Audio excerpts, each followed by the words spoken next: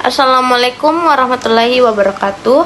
Perkenalkan, nama saya Nurul Kolbi Dinabila Putri dengan NIM 2203055021131. Di sini saya akan membahas mata kuliah isu mutakhir gizi mengenai gizi buruk pada anak balita.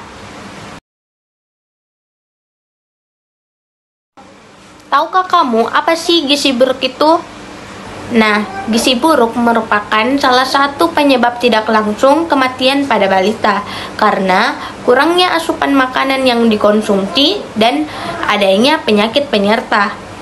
Balita gizi buruk sangat rentan terkena penyakit infeksi dan seringkali gizi buruk disebabkan juga oleh penyakit infeksi, sehingga harus dilakukan penanganan secara cepat, tepat, dan terintegrasi antara rawat inap dan juga rawat jalan dengan mengoptimalkan pemberdayaan masyarakat.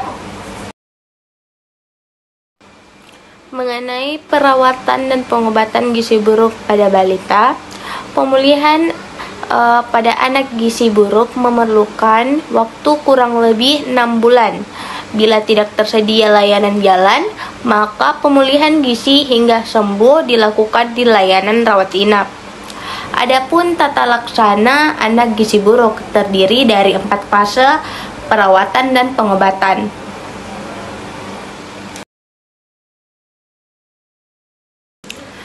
Fase pertama yaitu fase stabilisasi, di mana fase stabilisasi merupakan fase awal perawatan yang umumnya berlangsung 1-2 hari, tetapi dapat berlanjut sampai 1 minggu sesuai kondisi klinis anak. Pemantauan pada fase ini dilakukan dengan mencatat tanda-tanda vital seperti denyut nadi, frekuensi pernapasan, dan juga suhu badan.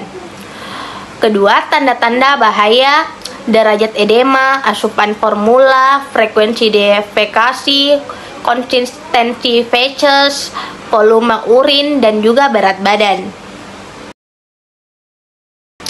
Fase kedua yaitu fase transisi, di mana fase transisi adalah masa peralihan dari fase stabilisasi ke fase rehabilitasi dengan tujuan 50 memberi kesempatan tubuh untuk beradaptasi terhadap pemberian energi dan protein yang semakin meningkat. Pemantauan pada fase transisi ini sama seperti pada fase stabilisasi. Yang ketiga yaitu fase rehabilitasi, di mana fase ini dapat diberikan di layanan rawat jalan maupun rawat inap. Pada fase ini adalah fase pemberian makanan untuk tumbuh kejar, yaitu pemberian energi sebesar 150-220 kilokalori per kilogram atau berat badan per hari dalam bentuk formula 100 atau RUTF, seperti makanan berbasis tinggi makronutrien yang dapat digunakan untuk perbaikan status gizi anak. Bertahap ditambah makanan yang sesuai berat badan. Umumnya berlangsung selama 2-4 minggu. Kemajuan terapi dinilai dari kenaikan berat badan setelah fase transisi dan mendapat F100 atau RUTF. Pemantauan pada fase ini dilakukan dengan mencatat asupan formula dan kenaikan berat badan untuk pemeriksaan klinis.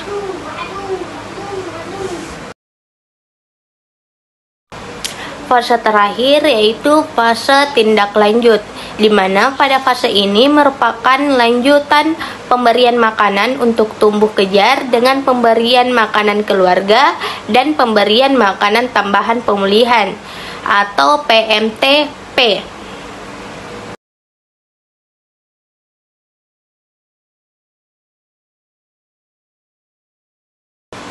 Adapun 10 langkah tata laksana gizi buruk pada balita di layanan rawat jalan.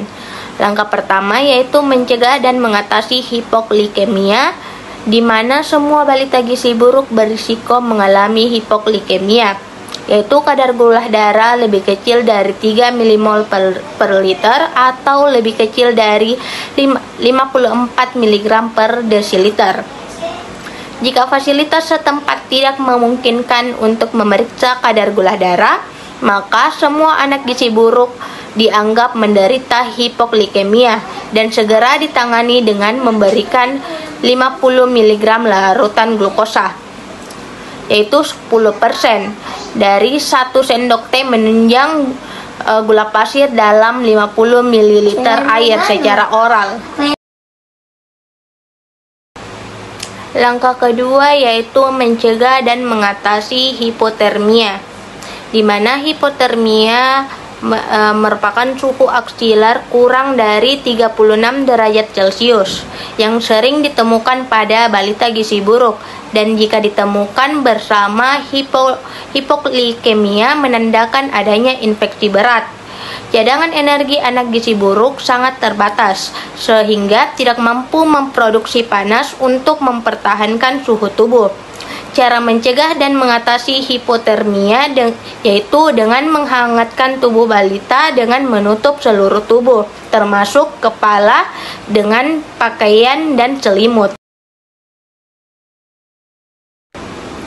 Langkah ketiga yaitu mencegah dan mengatasi dehidrasi, di mana diagnosis dan derajat dehidrasi pada balita gizi buruk sulit ditegakkan secara akurat dengan tanda atau gejala klinis saja. Semua balita gizi buruk dengan diare atau penurunan jumlah urin dianggap mengalami dehidrasi. Pada dehidrasi ringan atau sedang, tetap diupayakan memberikan terapi rehidrasi oral. Apabila tidak mungkin secara oral, cairan diberikan melalui pipa nasogastrik sampai anak bisa minum.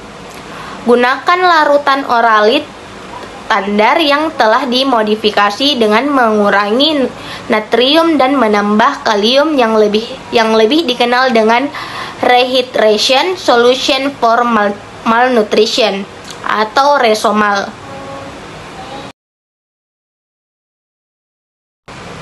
Langkah keempat yaitu memperbaiki gangguan keseimbangan elektrolit. Tata laksananya yaitu yang pertama, untuk mengatasi gangguan elektrolit diberikan kalium yang sudah terkandung di dalam larutan mineral mix yang ditambahkan ke dalam F75, F100 atau Resomal. Kedua, gunakan larutan Resomal untuk rehidrasi. Langkah kelima yaitu mengobati infeksi, yaitu balita gizi buruk seringkali menderita berbagai jenis infeksi, namun sering tidak ditemukan tanda atau gejala infeksi bakteri seperti demam. Karena itu, semua balita gizi buruk dianggap menderita infeksi pada saat datang ke fasilitas kesehatan dan segera diberi antibiotik. Hipoglikemia dan hipotermia sering kali merupakan tanda infeksi berat pada anak gizi buruk. Langkah keenam yaitu memperbaiki kekurangan zat gizi makro, di mana semua anak gizi buruk mengalami defisiensi vitamin dan mineral. Meskipun sering ditemukan anemia, zat besi tidak boleh diberikan pada fase awal. Zat besi baru diberikan setelah anak mempunyai nafsu makan yang baik dan mulai bertambah berat badannya. Zat besi juga dapat memperberat infeksi bila diberikan terlalu dini. Pemberian zat gizi mikro sama dengan penjelasan sebelumnya. Langkah ketujuh yaitu memberikan makanan untuk fase stabilisasi dan transisi, yaitu diberikannya untuk anak gizi buruk di layanan rawat inap.